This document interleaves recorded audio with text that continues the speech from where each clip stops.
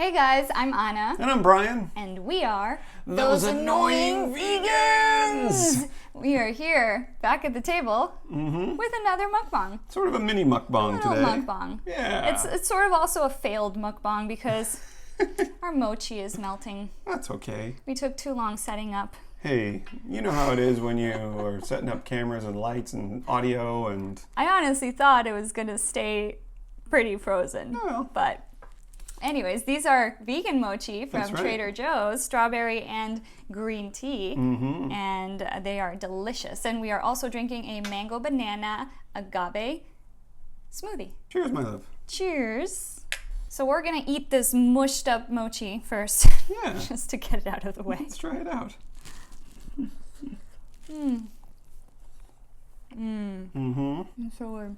I'll try the green tea guy. I love mochi. Oh, you're not supposed to bite into it. No? Look at it. Well, if it were frozen, You it'd be eat the whole okay. Alright. Oh, one second. Ripley. Where do you go? Napkins. Shall we finish eating these before we begin? Because I feel like they're just gonna keep melting. Okay. So you do them all in one, huh? There were only 2 strawberry ones. We need more mochi in our lives. What exactly makes a mochi a mochi? The little doughy part on the outside. Oh, yeah. They're like little dough balls of ice cream. We got the swirl, the pink and green swirl. This is so unprofesh. Oh no! That didn't go so well. Now I lick the plate.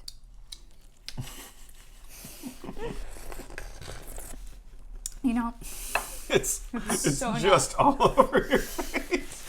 I pictured that going differently. Despite the silliness of our intro, we have a serious topic to talk about today. Yes. Something that is very dear to our hearts, something we have some firsthand accounts of, and something we've been researching for a little while. And we wanted to talk to you guys about another silent sufferer of the animal ag industry, and that is slaughterhouse workers. Slaughterhouse workers are often misunderstood, and it's not every day that you hear about their stories or their professions on mainstream media. From our experience bearing witness at the various slaughterhouses around Los Angeles, slaughterhouse workers are mostly immigrants and people of color living in low-income communities, and studies have confirmed the same. And the slaughterhouses here in Los Angeles, you know, they're not in Beverly Hills. They're Or not in Malibu. They're not In Hollywood. Yeah, they're not near the Santa Monica Pier. They are in industrial, very urban, very low-income parts of town. And that's how they want it, because the people in those communities have very little political clout. It is harder for them to fight for their rights. And slaughterhouses tend to hire people who live in these poorer communities and who might have a difficult time finding work, such as undocumented immigrants or veterans. This sign is always outside of the Farmer John. They change it every now and then, but there is always a for hiring sign at Farmer John. They also hire disabled people. According to foodispower.org, around 38% of slaughterhouse workers were born outside the United States. The turnover rate at these facilities is also over 100% annually for 2 main reasons. Because 1, it's very emotionally taxing, and 2, it's very physically exhausting. So employers hire undocumented workers on a temporary basis because that way they aren't required to provide them with health insurance. And it's this disposable workforce that makes it really hard for these employees to unionize. A report by Human Rights Watch said that workers who have tried to form trade unions are, quote, spied on, harassed, pressured, threatened, suspended, fired, deported, or otherwise victimized for their exercise of the right to freedom of association. So workers are constantly taken advantage of, and they constantly face the threat of being deported or fired if they become a problem. And this also makes it very difficult for workers to report safety concerns or injuries, which are highly common in slaughterhouses. When the goal of a slaughterhouse is higher volume and greater efficiency, safety tends to be compromised. And state and federal agencies have pretty much exempted the meat industry from the most basic of labor laws. For example, the OSHA injury report form, it actually omits repetitive stress injuries, which is actually the most commonly reported injury at meat processing facilities. And many corporations actually pay supervisors an annual bonus for minimizing work comps. And although the data might show that there has been a decrease over the last several years, we have to take into account that underreporting is a factor because of all the reasons we just listed. Yeah, I mean, how incentivized are you to report a work injury under these conditions? These jobs are dangerous. And at the Farmer John Slaughterhouse, where we hold vigil, we met an ex-employee, who we will call John. And in the 45 minutes or so that we spent speaking with him, he said that he worked the kill floor for about 3 months. And he even said that not many people make it past 3 months. He described handling 200 to 300 pound pigs. He had to physically restrain them between his legs in order to put the captive bolt in their heads. And then he had to hoist these pigs up onto the hooks in order to drain their blood. Now just imagine lifting 200-pound sacks of sand over and over and over again. Yeah, all day long. He described for 3 months having 12-hour shifts for 7 days a week. Yeah, he worked 3 months straight with no days off. Yeah, and this is a requirement at all slaughterhouses, is that employees need to be able to lift very heavy weight. And he is still trying to heal from the physical toll that the work had on his body. I think he mentioned having pain in his wrists and hands specifically. And you know, his story is not uncommon. And I will read from the OSHA website. There are many serious safety and health hazards in the meatpacking industry. These hazards include exposure to high noise levels, dangerous equipment, slippery floors, musculoskeletal disorders, and hazardous chemicals, including ammonia that is used as a refrigerant. Musculoskeletal disorders comprise a large part of these serious injuries and continue to be common among meatpacking workers. In addition, meatpacking workers can be exposed to biological hazards associated with handling live animals or exposures to feces and blood, which can increase their risk for many diseases. This Guardian article states that, quote, U.S. meat workers are already 3 times more likely to suffer serious injury than the average American worker. According to the data, amputations happen on average twice a week. There were 270 incidents in a 31-month period spanning 2015 to 2017, according to the OSHA figures. Most of the incidents involved the amputation of fingers or fingertips, but there were recordings of lost hands, arms, or toes. Or in the case of this poor woman, this was just a couple weeks ago. She fell into a meat grinder. During that 2-year period, there were 550 injuries in just 22 of the 50 states. So if we were looking at all of the states, that number would be much higher. This all sounds horrific, but these figures don't even include the workers who suffer from chronic stress injuries. Many workers are actually permanently disabled as a result of these injuries. We were speaking to the security guard who works at the cow slaughterhouse where we hold vigil, and he always helps us out. He's there to keep us safe, and he always puts the cows up front so we can bear witness. He's really great, and he believes in transparency, so he does not hide anything from us. He's even shown us footage of the inside. He answers all our questions.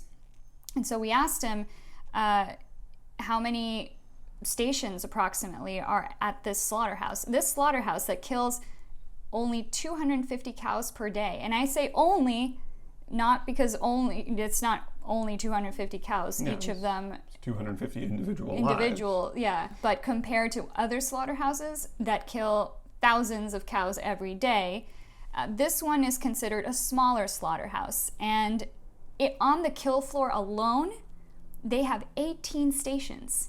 18 stations, each station dedicated to one specific cut that they have to make. You guys know what happens when you engage in repetitive motion for an extended period of time. You know, like even when you're typing all day, you start to experience pain in your joints. Carpal tunnel syndrome is very common in workers at these slaughterhouses, at these meatpacking facilities. Pork and beef workers are 7 times more likely to suffer repetitive strain injuries. And the reason for all of this?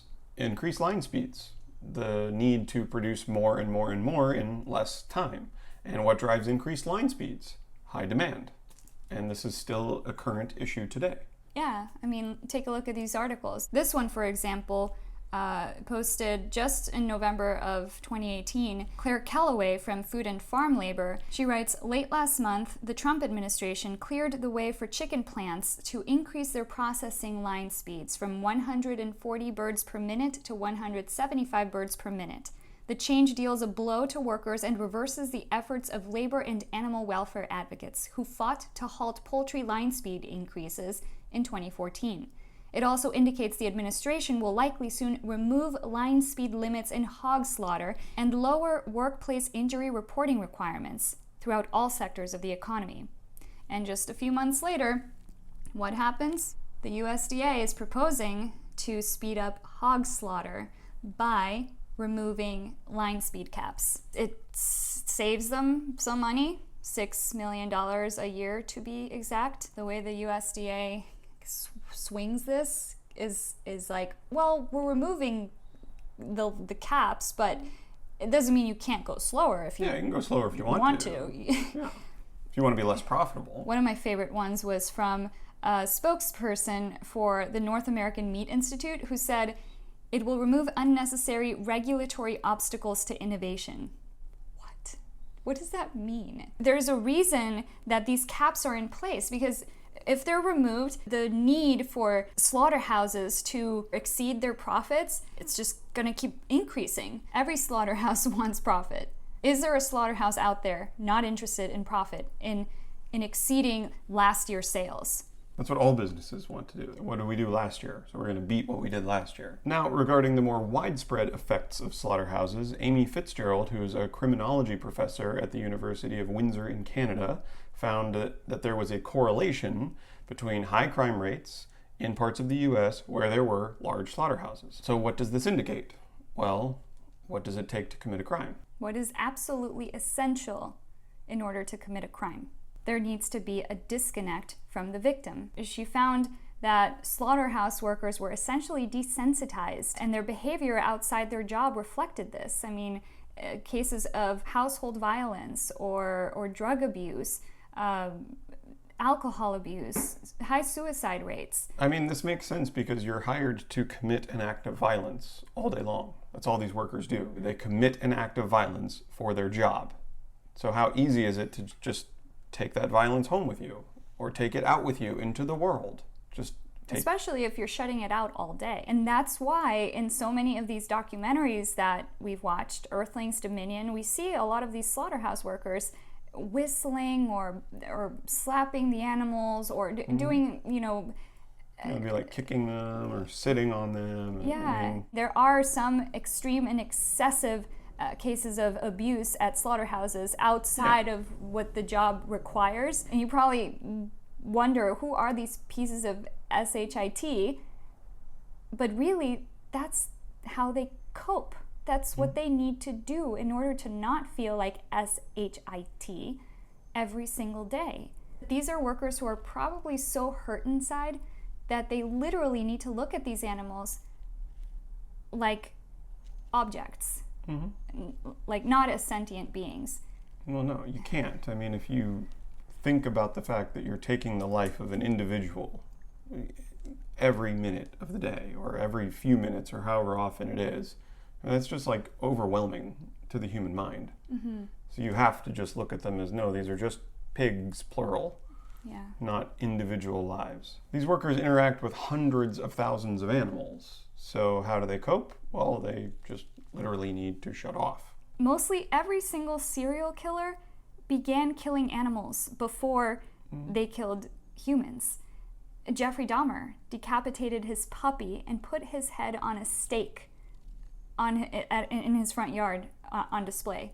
Albert DeSalvo, the Boston Strangler, he would trap dogs and cats in wooden crates and shoot arrows at them while they were trapped in the crates. Yeah, it's a big warning sign when kids abuse animals. It's really easy to just take that abuse right over to your fellow humans. Yeah, criminologists and law enforcement actually recognize that animal cruelty is a predictor for crime and violence towards humans. This is why in 2015 the FBI elevated animal cruelty to a Group A felony. The woman who was arrested recently, maybe like a week ago here in California, for dumping 7 puppies into a dumpster. It was caught on camera. Yeah, in Coachella Valley, I think. Yeah. She was just arrested and charged with 7 felony counts of animal cruelty. This is as serious as a homicide, arson, assault. Yeah, it's a felony. Yeah. That, of course, requires the 7 animals that she threw in the dumpster to be recognized as beings worthy of protecting under the law. Which, of course, means that this does not apply to farmed animals. But what doesn't change is the psychological trauma that occurs when someone of sound mind is subjected to killing animals for a living. And many of us in the general population might be under the misconception of like, well, these people have a choice. It's easy to think of the ideal and say, well, these people don't have to make that choice, but the reality of the situation is that they do. Yeah, there will always be a new person to fill in an empty position at a slaughterhouse or a meatpacking facility, as long as there is a demand for animal flesh and the stuff that comes out of them. And they're always hiring. Yeah. In the words of this worker who was interviewed by The Guardian but chose to remain anonymous, "You never get used to the work. I do it because I have to support my family. I don't have an education." Another misconception is, something we tend to get from meat eaters as well. If they need these jobs so badly, then what will they do for work if we shut down slaughterhouses? Yeah. I mean, firstly, the people who bring up these kinds of arguments also use ATMs and the automated checkout line at grocery stores. So I don't think they're truly worried about people's jobs. No. And we wouldn't really say the same thing about factory workers in the tobacco industry. Yeah. What are they going to do for work? Oh boy, oh gee, let's, if we eliminate cigarettes, those poor workers. Yeah, and we certainly wouldn't say the same thing about slave owners on plantations, in the time of slavery. Hey, what are these plantation owners going to do? We need to remember that this entire movement is exactly that. It's a movement, it's a transition. Think about every innovation that has happened in our history. What happened to the workers who used to work making rotary telephones or beepers? Well, perhaps they transitioned into the next best thing. And in this case, we believe that these factories can transition to plant-based meats and products, and that these workers will find a place in society once more. Or there's always Amazon. Yeah, because get this, guys. Amazon's median annual salary was $28,446. Yikes, Amazon, because that is pretty much exactly what meat packers and slaughterhouse workers get paid annually as well. The Bureau of Labor and Statistics said that the mean annual wage for slaughterers and meat packers as of May 2018 is $28,450 and an hourly wage of $13.68. Luckily, though, Amazon workers are allowed to unionize, and as of October 2018, they increased their minimum wage to $15 an hour. However, a recent report did show that Amazon wants to turn their 2-day delivery into 1-day delivery. They want to speed up their deliveries, and the unions were putting up a fight because they were saying that could be very dangerous. Speeding up deliveries is dangerous when they're already putting through 200 to 300 orders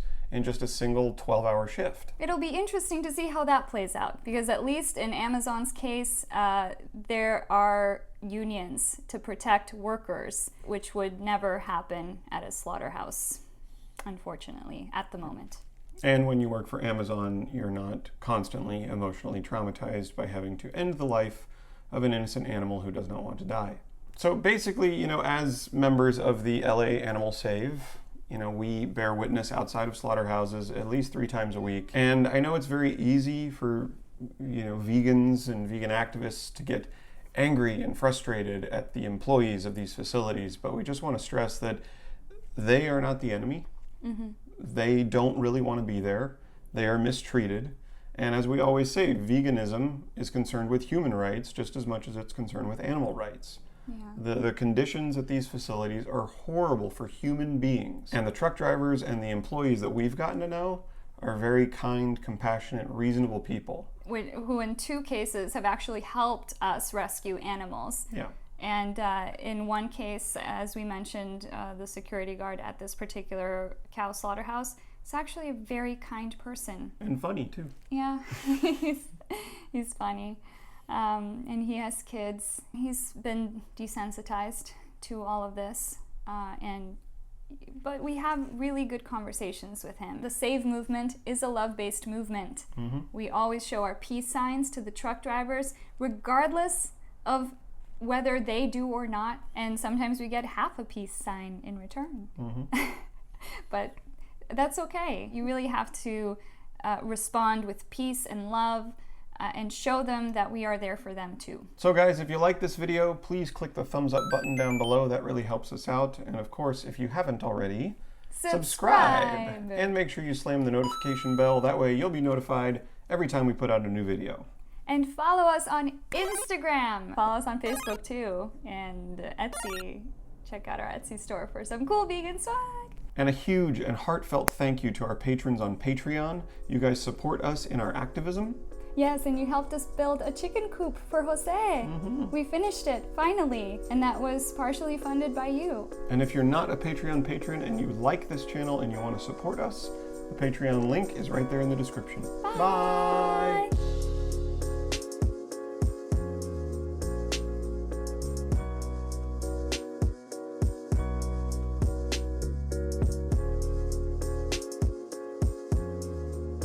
Oh my goodness. What's happening over here? Oh, Emmy boo. We have a moose boo. Emmy. Mimi, you never make appearances. You're always asleep. Hi, Emmy. This is Moose. Mimi, I love you. Moose is one of her many nicknames. Amelia Boo, and Emmy Boo, and then Mimi Boo, and then Moose Boo. Moose Boo, and then Moose. I don't know. I don't know. You know how you have like 19 names for your companion animals? How are you, baby mate? That's the remote. Oh, baby May. Gracie. Oh my gosh, we were so focused we didn't even drink our... Mango and banana. It's a good combo. Hi, Grace. Oh, come with mommy, baby May. Are you happy What you there? doing back there? Are you happy there, my baby May? What are you doing up there? Wow. Wow, Grace. What? Listen to her purring. Oh.